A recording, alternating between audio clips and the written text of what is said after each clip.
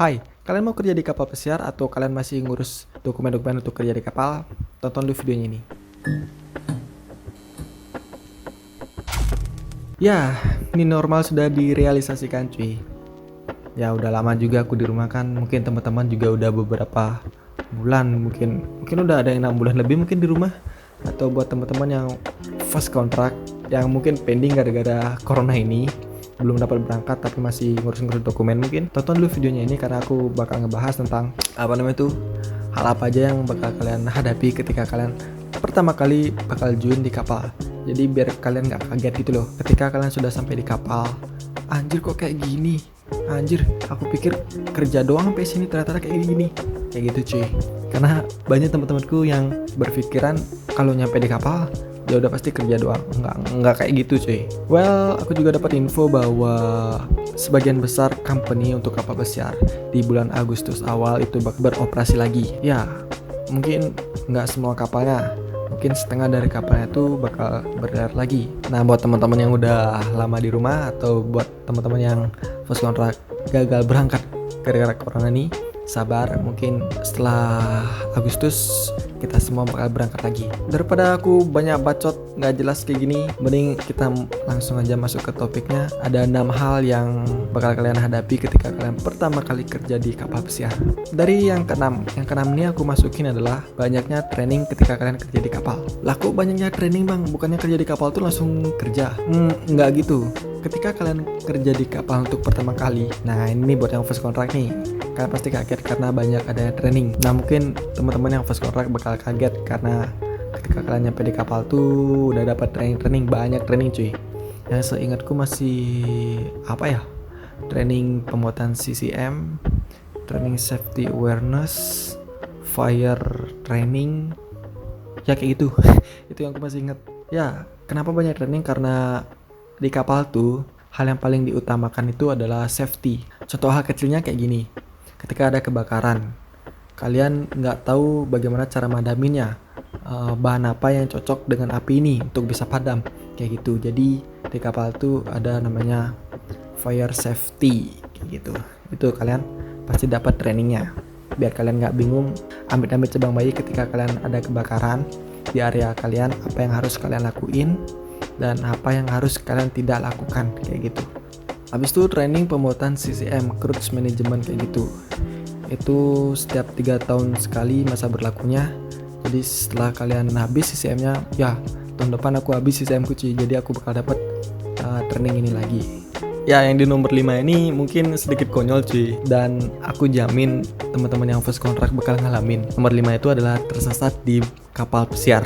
Ya, saking gedenya kapal pesiar, ini aku masih ingat ketika aku first contract, aku dapat cabin anggaplah di deck apa, dan area kerjaku tuh di deck 6 misalkan. Nah, aku kan belum familiar dengan lokasi-lokasi di kapal tuh, saking gede kapalnya.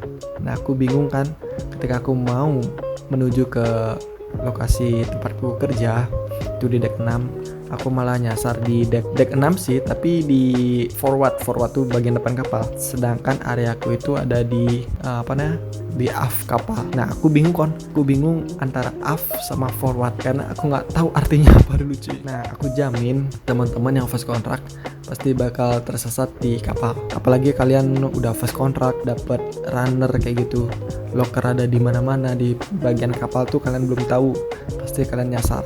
Jujur aku udah kontrak ke-4 itu, masih ketika aku jadi runner aku masih sering-sering tersesat karena aku nggak tahu locker untuk runner tuh di mana aja, kayak gitu. Well, kalian jangan khawatir, seiring berjalannya waktu kalian pasti hafal dengan rute-rute di kapal. Banyak-banyak aja kalian jalan-jalan setelah selesai kerja itu cuy. Ya mungkin teman-teman bakal familiarnya dengan smoking area yang ada di depan kapal, mungkin itu aja. Next masuk ke nomor 4. Yap, di nomor 4 ini aku masukin nih, itu adalah jam untuk tidur kalian tuh berkurang. Ya, sesuai dengan video-videoku yang lama, aku banyak ngebahaskan tentang jam waktu kerja untuk kru kapal tuh benar-benar sedikit. Kenapa waktu tidur sedikit? Karena gini, ketika kalian sedang ngeport itu nggak mungkin kan kalian nggak keluar, apalagi schedule kalian bagus gitu bisa keluar.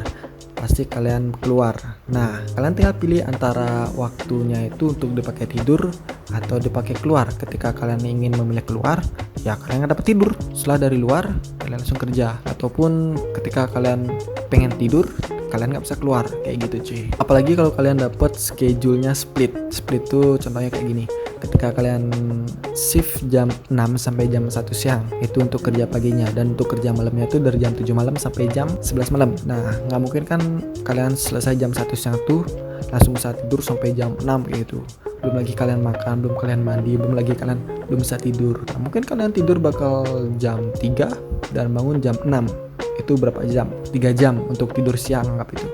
Nah, untuk tidur malamnya sama juga. Kalian kerja jam 7 malam, selesai jam 11 malam. Belum kalian bisa tidur, belum kalian ganti baju, belum kalian makan, belum kalian mandi. Itu mungkin jam 1, jam 2 baru kalian bisa tidur. Itu udah jam 2 dan kalian kerjanya jam 6 lagi. Jam 2 ke jam 6 itu kurang lebih 4 jam lah. Dalam sehari mungkin kalian bisa tidur 5-6 jam per hari. Nah, ini nih buat yang mungkin sedikit kiul di rumah, belajar dari sekarang bangun pagi, mungkin itu bisa efektif ketika kalian sampai di kapal nanti. Next, masuk ke nomor 3. Oke, di nomor 3 ini adalah boat drill. Jadi apa itu boat drill? Boat drill itu sama seperti training, bukan training sih jatuhnya. Boat drill ini adalah ketika terjadinya amit-amit seperti kapal tenggelam, itu kalian kemana larinya dan di mana master stationnya, habis itu apa yang kalian lakukan setelah berada di master station, kayak gitu cuy. Nah, untuk buat kru-kru ini itu ada namanya duty. Duty itu kayak aku dulu kan special need, yang ketika ada boat drill itu aku bakal pergi ke, untuk khususnya untuk special need itu bakal pergi ke lobby, kita berdiri di sana sampai ada pemberitahuan, misalkan ada misalkan ada tamu yang butuh asis dari kita special need, kita bakal meluncur ke tempat lokasi kejadian tamu tersebut. Habis itu kita bimbing atau kita antar ke master stationnya masing-masing. Nah, kayak gitu cuy. Nah, untuk boat drill ini mungkin beda company, beda durasi ya.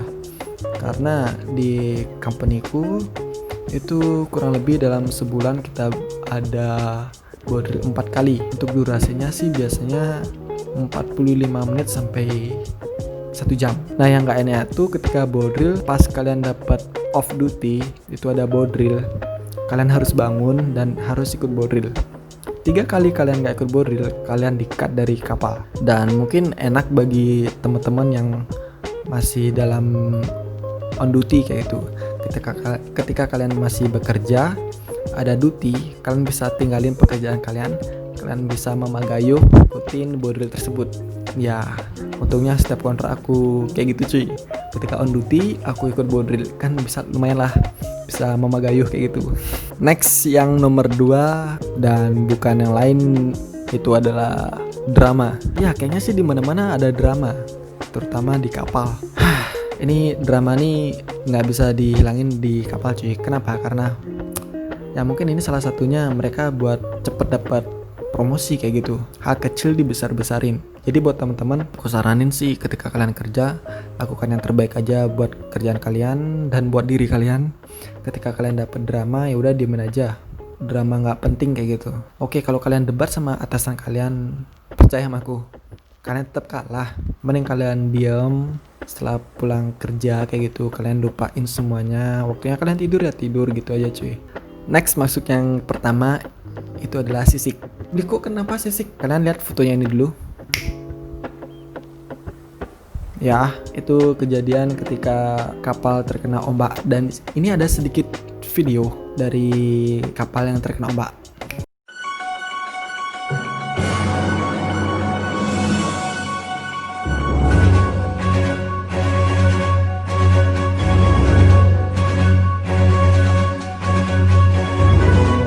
Apa yang kalian pikirkan? Pasti kapalnya goyang-goyang kan? Nah, buat yang first kontrak yang belum terbiasa dengan ombak kayak gini, mungkin dia bakal muntah-muntah. Jujur sampai sekarang, ketika aku dapat ombak kayak gitu, aku masih sisik kok. Itu hal wajar sebagai manusia cuy. Tapi jangan khawatir, di kapal tuh ada medical center. Kalian bisa minta obat sisik ke nurse-nya di sana. Kalian bilang aja sisik, pasti dia udah tahu kok kalian bakal dapat obat gitu. Dan kalian minum obatnya itu ada efeknya, kalian bakal ngerasa ngantuk. Itu kalau aku alamin ya, aku setiap makan pil itu aku ngerasa ngantuk pas kerja. Tapi jangan khawatir, setelah kalian makan itu sisiknya bakal hilang. Mungkin itu yang dinamain doping ya, karena di kapal tuh dosis untuk obatnya tuh benar-benar gede. Iya sih, mana ada company yang bayar kita untuk sakit di kapal kayak gitu kan, makanya dosisnya digedein. So itulah yang bakal kalian alamin ketika kalian pertama kali bakal berangkat untuk kerja di kapal. Ya buat teman-teman aku saranin sih jangan kaget ketika sampai di kapal, karena yang aku ceritain itu apa adanya yang pernah aku alamin. So ya guys, mungkin itu aja di video kali ini yang bisa aku share ke teman-teman. Dan untuk kita semua semoga cepet berangkat. Aku tahu kok kalian pengen cepet berangkat, apalagi yang pertama kali mau keluar negeri. Ya pikiran kalian kerja bisa melalui jalan-jalan kayak gitu. Aku ngerti cuy, karena aku dulu pernah ngalamin. Ya aku cuma bisa bilang bersabar, karena bukan kalian aja yang lama di rumah. Aku sama teman-teman yang lain juga lama di rumah. Ya itu aja yang bisa aku share di video kali ini. Don't forget to like, comment, subscribe, share juga videoku biar teman-teman kalian selepas pandemi ini yang ingin pertama kali kerja di kapal bisa tahu apa yang bakal mereka alamin pertama kali untuk kerja di kapal. Ya, thank you for watching this video and see you the next video. Ciao.